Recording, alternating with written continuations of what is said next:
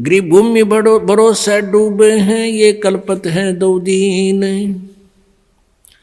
सबका सतगुरु कुल धनी, मगर भयालो लीन। अब क्या बताते हैं गरीबदास साहिब जी के भूमि भरोसे डूब रहे हैं, भटक अपनी भक्ति नष्ट कर रहे हैं, और कल्पत हैं दो दीन, हिंदू और मुसलमान ये दोनों धर्म ये भटक रहे हैं, मार्ग से दूर चले गए हैं। और सबका सतगुरु कुल धनी, मगर भयो लोलीन। भूमि भरोसे डूबते हैं, जैसे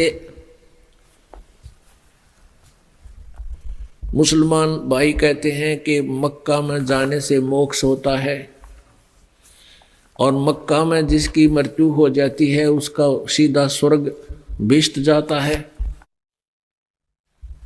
परमात्मा ने बहुत से उदाहरण दिए हुए हैं, और पंडित लोग कहा करते थे ब्राह्मण हिंदू धर्म के गुरु कि जो काशी शहर में मृत्यु को प्राप्त होता है वो सीधा स्वर्ग जाता है, और जो मगर मृत्यु को प्राप्त होता है वो गधा बनता है, वो नरक जाता है। परमात्मा कबीर जी परमेश्वर जी स्वयं जब तत्वदर्शी संत की भूमिका करने आए हुए थे बनारस में काशी में, तब कहा करते थे कि पुण्यकर्मी प्राणी और सत साधना करने वाला भक्त वो कहीं पर भी शरीर छोड़े, कहीं पर भी उसकी मृत्यु हो, वो अपनी भक्ति की कमाई से अपने इष्ट के पास चला जाता है, वो नरक नहीं जाता। और दुष्कर्मी प्राणी सत भक्ति ना करने वाला भक्त चाहे कहीं पर भी काशी मरो चाहे मगर मरो वो सीधा नरक में जाता है। लेकिन ये बात उन काशी के पंडितों के गले नहीं उतरे थी। इस भ्रम को मिटाने के लिए परमेश्वर जी कबीर जी ने कहा कि भाई मैं मगर में शरीर छोड़ूंगा, मैं मगर में शरीर छोड़ूंगा, और पंडितों तुम मेरे साथ चलो, और थारे ये पत्रे वत्रे ज्योतिष जातिष सारी इकट्ठी कर ले ला लियो तुम, और बता दियो फिर यहाँ उपस्थित लोगों को कि मैं कहाँ गया हूँ, ईमानदारी से बताना। मैं जो साधना कर रहा हूँ वो सत साधना है। परमात्मा एक लीला करने आए थे, उदाहरण देने आए थे और भ्रम मिटाने आए थे। काशी में क्या कर रखा था इन नकली गुरुओं ने, ब्राह्मणों ने, इन दुश्मनों ने हमारे साथ क्या कर रखा था? झूठ ऐसा बहका रखा था हमारे पूर्वजों को कि जो काशी में मरता है वो सीधा स्वर्ग जाता है। तो श्रद्धालु व्यक्तियों ने, जिनके पास कुछ धन अच्छा था, धनी लोगों ने, विशेषकर वैश्य कुल के लोगों ने, वाणियों ने, उन ब्राह्मणों की बात को बहुत महत्व दिया। उनके बुजुर्ग कहने लगे बेटा हमारी मृत्यु तो होनी है, यदि हमारा काशी में कुछ दिन निवास हो जाए लास्ट में तो हमें स्वर्ग मिल जाएगा, गुरुजी बताते हैं। तो उन भक्तों ने सोचा भी माँ बाप ने सारी उम्र हमारे लिए बहुत कुछ किया है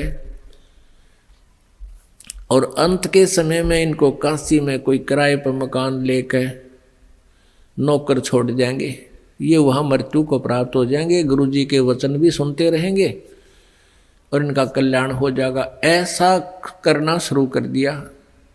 फिर उन गुरुओं ने के स्कीम बनाई कि ये बहुत ज़्यादा उनके श्रद्धालु आण लाएंगे और बाहर कमरा लेंगे।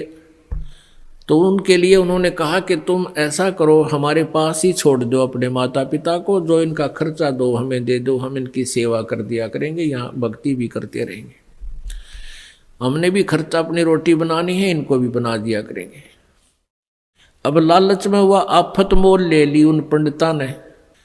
अब बुढ़ा और बुढ़िया ने वहाँ छोड़ा और उनको महीने के 10-20 रुपये देने लगे। पहले 10-20 रुपये बहुत ज़्यादा होते थे, 20,000 के करीब होते थे। तो ब्राह्मणा के जी सा आ गया उन नकलियाँ के गुरुओं के, जो उनके गुरु थे। एक गुरु के पास और 20-20 बूढ़ा बूढ़िया इकट्ठी होगी, और बूढ़ा बूढ़िया तो एक ना संगवाया जाता, तकलीफ हो जाता है। और उन हो गए 10-10, 20-20 एक के पास, गुरु जी के पास। अब उन मुश्किल माच की के करें, या लालच में पत्तों मोल ले ली। फिर न स्कीम बनाई उन दुष्टों ने।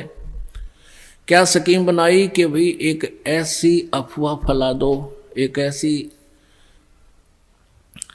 प्रोपगंडा छोड़ दो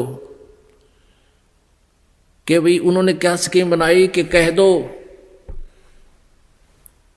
जो शीघ्र स्वर्ग जाना चाहता है उसके लिए भगवान की तरफ से एक क्रोंत आता है। क्रोंत एक आरा होया करे लकड़ी काटने का, लंबे लंबे दांते नु आर पार कर देता लकड़ी को।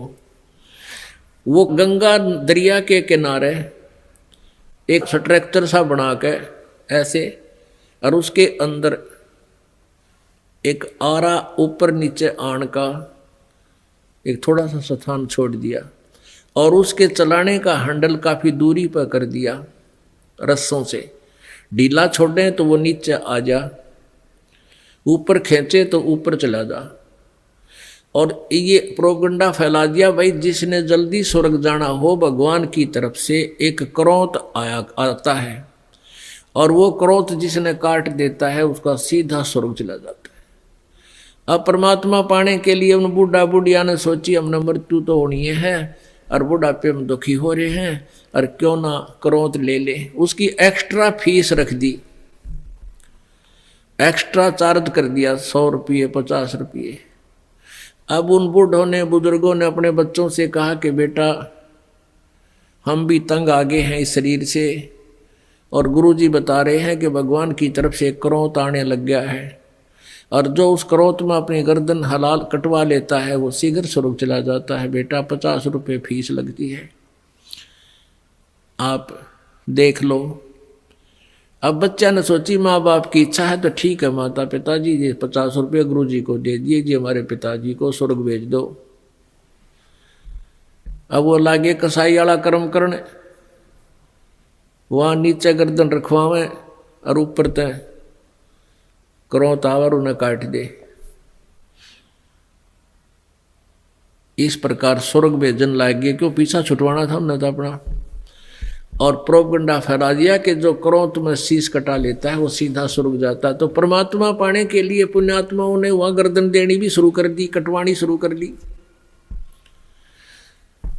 तो परमात्मा के बंदी छोड़ कहा करते कबीर जी, बिना भक्ति क्या होते हैं भावे कांसी क्रोंत ले।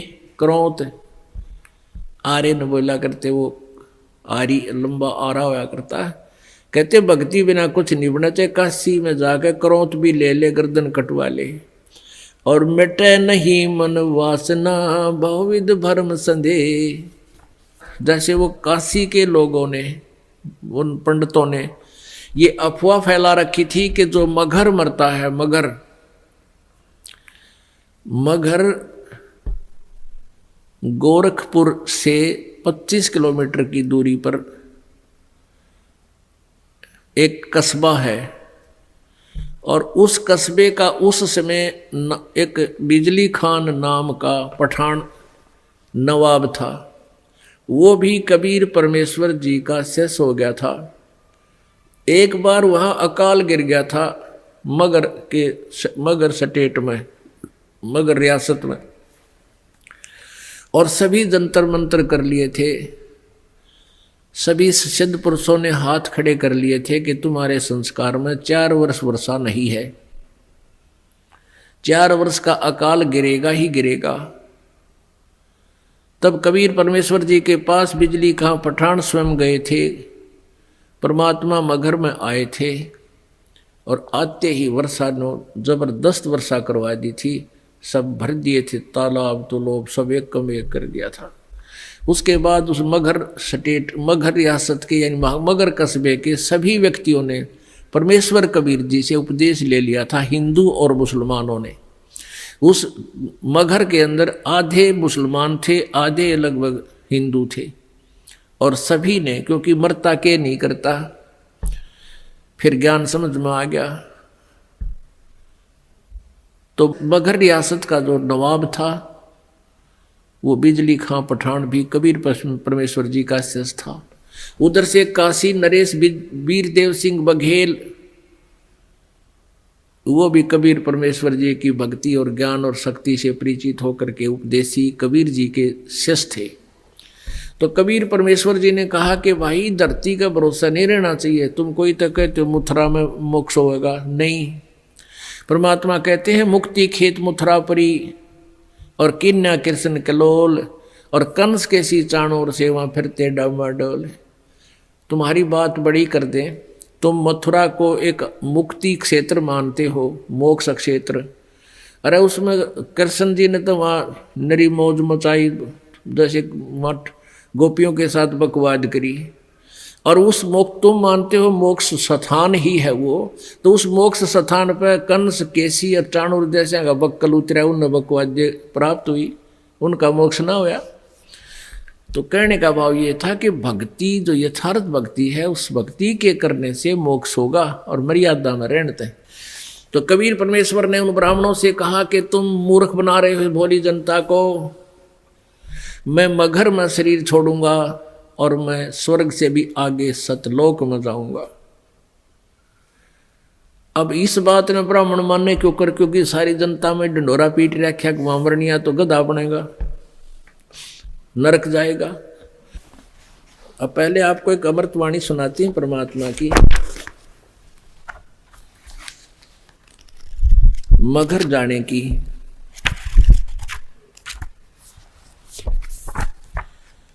की ना मगर पियाना सतगुरु की ना मगर पियाना सतगुरु की ना मगर पियाना हो। दोनों दिन चले संग जाके हिंदू मुसलमान हो। दोनों दिन चले संग जाके हिंदू मुसलमान हो। की ना मगर पियाना सतगुरु की ना मगन पियाना सतगुरु की ना मगन पियाना हो। दोनों दिन चले संग जाके हिंदू मुसलमान हो। दोनों दिन चले संग जाके हिंदू मुसलमान हो। मुक्ति खेत को छोड़ चले हैं। जिस काशी को न्यू कहा करते हैं ना, या मुक्त होता है इस क्षेत्र में, परमात्मा कहे तुम्हारी मुक्ति वाले क्षेत्र में तुम ही रखो, हम तो वहां से मोक्ष प्राप्त करके दिखाएंगे जहां तुम कहते हो गधा बनता है। भाई मुक्ति खेत को छाड़ चले हैं, वो तज काशी अस्थाना हो। मुक्ति खेत को छाड़ चले हैं, तज काशी अस्थाना हो। साहा सिकंदर कदम लेत है, साहा सिकंदर कदम लेत है, बादशाही सुल्ताना हो। दोनों दिन चले संग जाके हिंदू मुसलमान हो। दोनों दिन चले संग जाके हिंदू मुसलमान हो। चार वेद के वक्ता संग है, वो खोजी बड़े बयाना हो।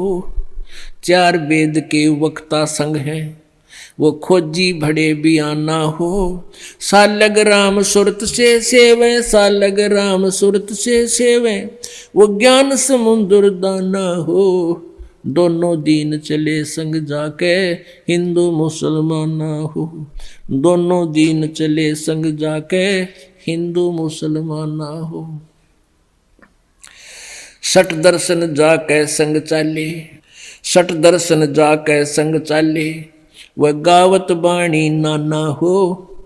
अपना अपना इष्ट संभाले, अपना अपना इष्ट बनावे, वो बाचे पोथी पाना हो। दोनों दिन चले संग जाके हिंदू मुसलमान हो। भाई चादर फूल बिछाए सतगुरु, देखे सकल जिहाना हो। चादर फूल बिछाए सतगुरु, वो देखे सकल जिहाना हो। चार दाग से रहत जुलाहा, चार दाग से रहित जुलाहा, वो अवगत अलख अमाना हो। दोनों दिन चले संग जाके हिंदू मुसलमान हो। दोनों दीन चले संग जाके हिंदू मुसलमान हो। वीर सिंह बघेला करे बिनती, वीर सिंह बघेला करे बिनती, वो बिजली खान पठाना हो। वीर सिंह बघेला करे बिनती, वो बिजली खान पठाना हो। दो चादर बख्शीश करी है, दो चादर बख्शीश करी है, दिन यो परवाना हो। दोनों दीन चले संग जाके हिंदू मुसलमान हो। दोनों दीन चले संग जाके हिंदू मुसलमान हो। शब्द स्वरूप साहेब सरबंगी, शब्द शब्द समाना हो। दास गरीब कबीर अर्श में, दास गरीब कबीर अर्श में, वो फर्क ध्वज निशाना हो। दोनों दीन चले संग जाके हिंदू मुसलमान हो। कीना मगर पियाना सतगुरु, कीना मगर पियाना हो। दोनों दीन चले संग जाके हिंदू मुसलमान हो। दोनों दीन चले संग जाके हिंदू मुसलमान हो। तो परमात्मा वहां से चल पड़े। 120 वर्ष की उम्र का शरीर था कबीर परमेश्वर जी दिखा रहे थे अपना। वैसे उनका शरीर की कोई आयु नहीं है, परमात्मा की कोई आयु नहीं होती। उन्होंने एक लीला में शरीर दिखाया था, एक जनसाधारण की तरह एक जीवन जीकर अपने हाथों से कर्म करके अपना निर्वाह करके दिखाते हैं, एक लीला करते हैं। वो प्रत्येक युग में आते हैं। 120 वर्ष की आयु शरीर की दिखा रहे ऐसे महसूस हो रही थी और काशी से पैदल चल पड़े। उनके साथ वीर देव सिंह बघेल काशी नरेश भी अपनी सेना लेकर चल पड़ा और काशी के बहुत से व्यक्ति दर्शनार्थ चल पड़े। और काशी के वो विद्वान पंडित मंडलेश्वर भी अपने पोथी बही लेकर के चल पड़े, पत्रे वत्रे और जो ज्योतिष जातस सारी शोधन खातर वो भी चल पड़े। वीर देव सिंह बघेल सेना इसलिए लेकर चला था कि मैं गुरुदेव जी के शरीर को यहाँ लाऊंगा जब ये शरीर छोड़ देंगे, और हिंदू रीति से इनका अंतिम संस्कार करेंगे। हम मुसलमानों के हाथ अपने गुरु जी के शव को नहीं जाने देंगे। अब बिजली खां पठान मुसलमान को जब ये पता चला कि गुरुदेव यहाँ आ रहे हैं और काफी व्यक्ति भी दर्शनार आ रहे हैं और गुरुजी यहाँ पर अपना जीवन लीला अंत करेंगे, और वीरदेव सिंह काशी नरेश हिंदू के इरादे से भी परिचित हुए कि वो शरीर को लेकर जाएंगे, तो बिजली खां पठान ने भी अपने मुसलमानों से सलाह की। तो मुसलमानों ने कहा कि हम अपने गुरुदेव के अपने पीर के शरीर को हिंदुओं को नहीं देंगे, हम मुसलमान रीति से अंतिम संस्कार करेंगे, और यदि ये नहीं मानेंगे तो आपस में युद्ध भी करके प्राप्त करेंगे।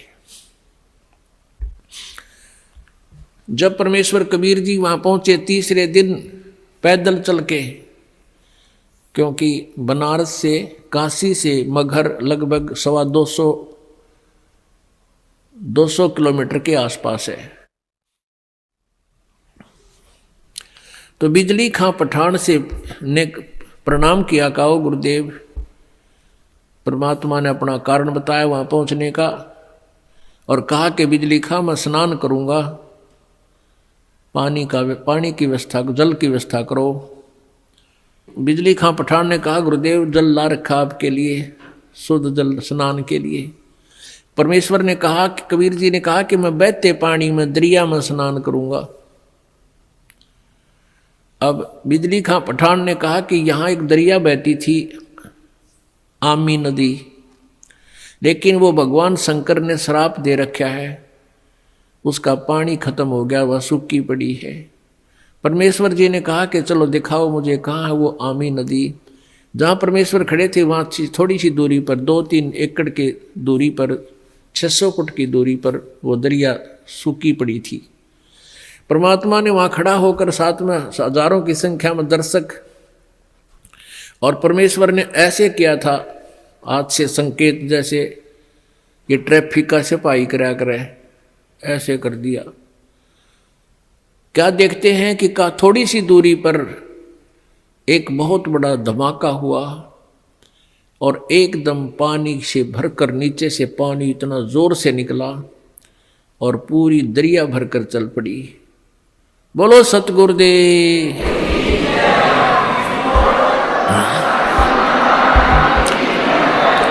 बंदी छोड़ कबीर परमेश्वर जी की जय। सबने स्नान किया, जलपान किया, स्नान किया, जल पिया। फिर परमेश्वर जी ने कहा कि भाई एक दो चादर लाओ, एक नीचे बिछाऊंगा, एक ऊपर ओढ़ कर लेटूंगा। फिर परमेश्वर ने पूछा कि भाई बिजली खां पठान तुम सेना किस लिए लाए हो, वीर देव सिंह बघेल तुम सेना किस लिए लाए हो। दोनों ने नीचे गर्दन कर ली, आज सामने सामने खड़े थे। दूसरे हिंदू और मुसलमान कहने लगे, हिंदू कहने लगे कि हम आप जी के शरीर को इन मुसलमान काफरों के हाथ नहीं लगने देंगे, हम आपके शरीर का अंतिम संस्कार हिंदू रीति से करेंगे। मुसलमान कहने लगे हम इन हिंदू काफरों के हाथ आपका शरीर नहीं लगने देंगे, हम आपके शरीर का अंतिम संस्कार अपने हिसाब से करेंगे, और यदि ऐसा नहीं हुआ तो हम युद्ध करके शरीर प्राप्त करेंगे। अब परमेश्वर ने कहा रे बोले आदमियों, निकम्यों, 120 वर्ष हो गए मैंने तुम्हें शिक्षा देते ने, आज तक तुम मेरे शिक्षाओं का इतना ही पालन कर पाए हो। आज भी तुम हिंदू और मुसलमान दो बने खड़े हो। खबरदार जे तुमने झगड़ा किया तो मेरे से बुरा नहीं होगा। और सुन लो, इसके अंदर मेरा शरीर नहीं मिलेगा तुम्हें। लेकिन यह जच्चा ना थी उनके। फिर भी अगर तुमने झगड़ा नहीं करना है, एक चदर तुम ले लेना, एक मुसलमान ले लेंगे, एक हिंदू ले लेंगे, और चदरों के बीच में जो भी वस्तु मिले आधी आधी बांट लेना। तुम लड़ियो ना भाई, ना तो विनाश हो जाएगा, गृह युद्ध शुरू हो जाएगा, आपसी जुल्म हो जाएगा, महाभारत से भयंकर युद्ध हो जाएगा। लेकिन उनके मन में न्यू थी कि एक बार गुरुजी शरीर छोड़ दे फिर तुम आप देख लेंगे। हाँ, फिर हम न मानना किसी की नहीं, अपने हिसाब तक कराएंगे हम। अब परमात्मा ने ऐसा ही किया, शरीर तो उनका साथ ही गया था, छोड़ा नहीं था। लेकिन क्या हुआ, जितने सबके समान था, सब जैसे चादर ओढ़ी थी ऊपर के और शरीर के ओढ़ा हुआ जैसे महसूस होता, इतने ही शरीर के आकार के फूल बन गए, सुगंधित फूल। और परमात्मा आकाश में जाकर आकाशवाणी की कि भी देख लो ब्राह्मणों, देखो मैं जा रहा हूं सतलोक को। जब आकाश में देखा तो परमात्मा का नूरी शरीर तेजों में शरीर हो गया और ऊपर आकाश को जा रहे हैं, और ये आकाशवाणी करते जा रहे हैं और कहते हैं उठा लो पर्दा, इसमें नहीं है मुर्दा। चद्दर उठा के देखा, उसमें सुगंधित फूल पाए।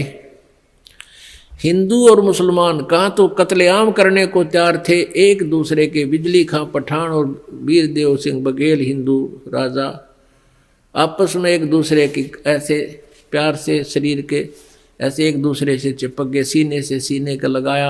आपस में सब हिंदू मुसलमान एक दूसरे से सीने से लगकर ऐसे रो रहे हैं जैसे छोटे छोटे बच्चों की माँ मर जाती है, पिता मर जाता है, और रो रहे हैं और कह रहे हैं हम कति मूर्ख थे, हमने पहचाना नहीं, वो अल्लाह थे, खुदा थे, वो परमात्मा आए हुए थे। अपने आत्माओं, हमने परमेश्वर को पहचाना नहीं, इतनी लीलाएं प्रभु करके गए। आज भी मगर स्थान पर हिंदुओं ने अपनी अलग से यादगार बना रखी है, एक चद्दर और आधे वो सुगंधित फूल लेकर, और मुसलमानों ने अपनी अलग बना रखी है, एक चद्दर और आधे फूल लेकर। आज भी ये दास उसको, आज भी विद्वान है ये दास, बहुत बार उसको देख कर आया है, और हमने वो फोटो खींच कर लाए थे उनके। दोनों अलग अलग बने हुए हैं। 3 बार ये दास भी संगत को साथ ले जाकर दिखा कर लाए, प्रमाण करने के लिए कि हम सुना करते हैं वो सच्चाई है। तो पुण्यात्माओं, उन्हीं में से कुछ फूल अकेले ला करके बनारस में, काशी में भी एक चौरा बना दिया बिजली खां पठान ने, और वहाँ दोनों यादगार अलग अलग हिंदू और मुसलमानों की आज भी है, और उनका कोई आपस में मनमुटाव नहीं है। वो अपने हिसाब से कर रहे हैं, वो अपने हिसाब से कर रहे हैं। कति बीच में दीवार भी नहीं है, एक ग्रिल ला रखी है बीच में पार्टीशन के लिए, जैसे ये ग्रिल लगी हुई नथ, और आपस में बीच में एक सामूहिक गेट भी है। दर्शक जाते हैं, दोनों को देख कर आते हैं।